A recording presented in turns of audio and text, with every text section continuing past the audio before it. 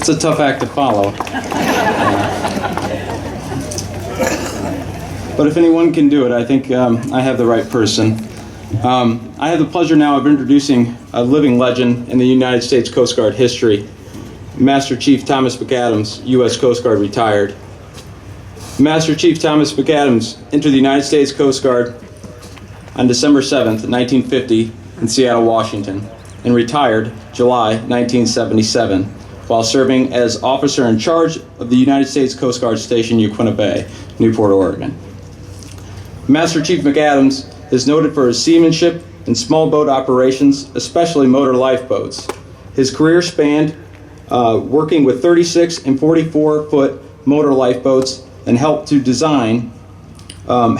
design of the modern 47-foot motor lifeboat.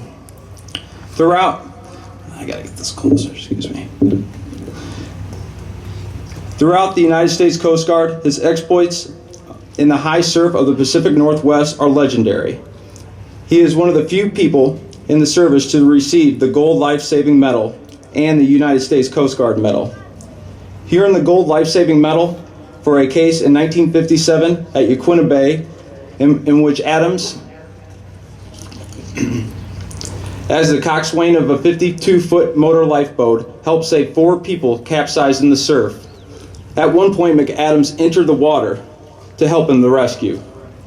He earned the Coast Guard Medal in 1968 for a case near Umpqua River, Winchester, Oregon, where, as coxswain of a 44-foot motor lifeboat fighting 35-knot winds and 12 to 15-foot breakers, he rescued 3 people. McAdams also received the Legion of Merit, the Coast Guard Commendation Medal, the Coast Guard Achievement Medal, and the Coast Guard Unit Commendation Ribbon. His civilian awards include an Oregon's Governor's Award, the City of Newport, Oregon Valor Award, and the Newport Chamber of Commerce Award for Civil Action.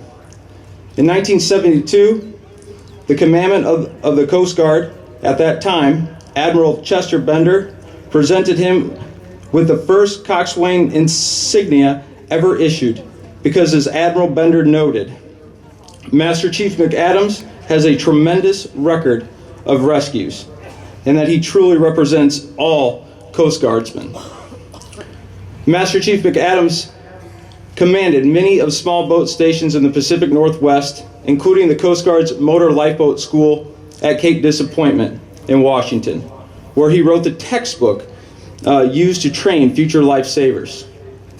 He retired from the Coast Guard in 1977. Thomas McAdams served for many years as an officer in Newport Volunteer Fire Department. As of 2005, he continues to serve in the fire department.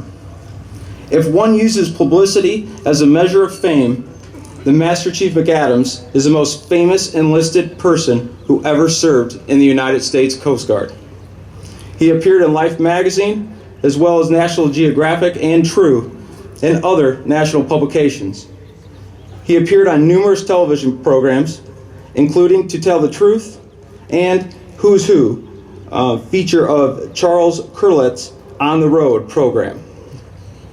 It is great honor that I introduce Master Chief McAdams.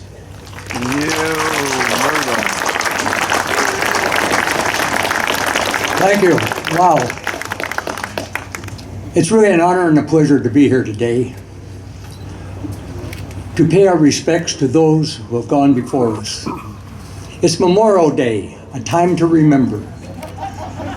As previously said, Memorial Day was first established 150 years ago to honor those who had fallen during the Civil War.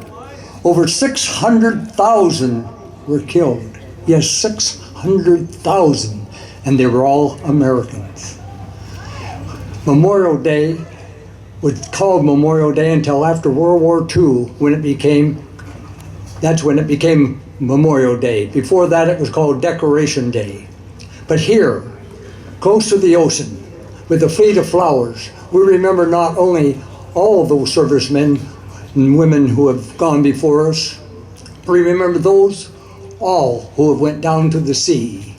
And we will not forget the 1,102 U.S. sailors entombed in the hull of the battleship Arizona in Pearl Harbor. We will not forget. I stand here today proud to recognize the personnel of the lifeboat stations of the United States Coast Guard, those brave young men and women who battled the storm-tossed coast. The drills and the rescue calls are endless.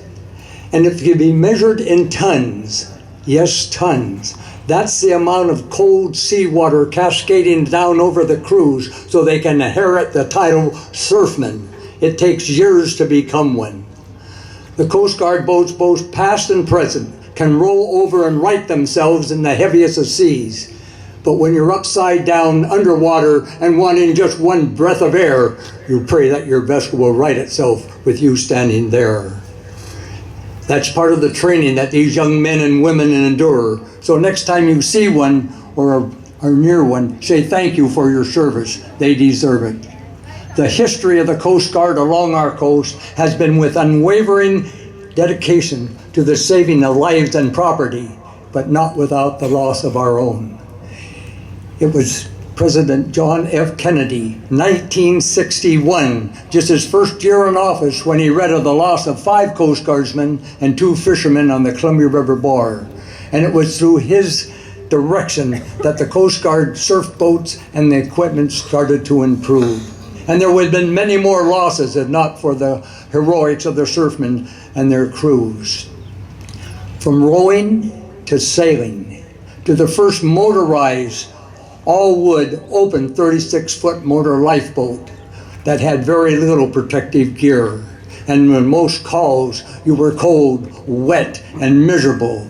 And the surfmen in those days, for over 30 years, entangled in this type of weather. In closing, I would like first to recognize all the personnel of the services, and to our son, Michael, who's here today and who is a 20-year SEAL in the United States Navy. I thank all of you for your service. And now I would like to honor the flag of our country and to the late Red Skelton, who wrote of the Pledge of Allegiance and gave it a deserving understanding. It goes, when I was a small boy in school, we had just finished reciting the Pledge of Allegiance when the teacher called us all together and said, boys and girls, I have been listening to you recite the Pledge of Allegiance all semester, and it seems to become monotonous to you. Or could it be you do not understand the meaning of each word? If I may, I would like to recite the pledge for you and give you a definition for each word. I, me, an individual, a committee of one. Pledge, dedicate all my worldly goods to give without self-pity. Allegiance, my love and my devotion. To the flag, our standard, Old Glory, a symbol of courage, and wherever she waves there is respect, because your loyalty has given her a dignity that shouts freedom is everybody's job. Of the united, that means we have all come together. States, individual communities united into 48 great states. 48 individual communities with pride, dignity, and purpose, all united to a common cause, and that's love of country, of America.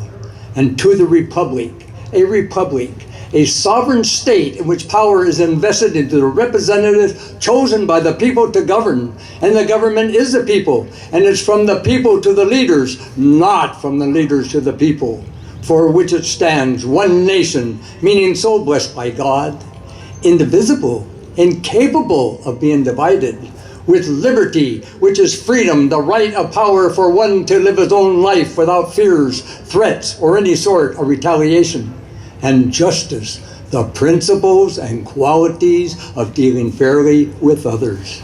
For all, that means, boys and girls, it is as much your country as it is mine. Since I was a small boy in school, 2 states have been added to our country. and 2 words have been added to the Pledge of Allegiance under God.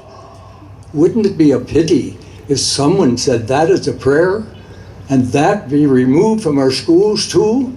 I thank you.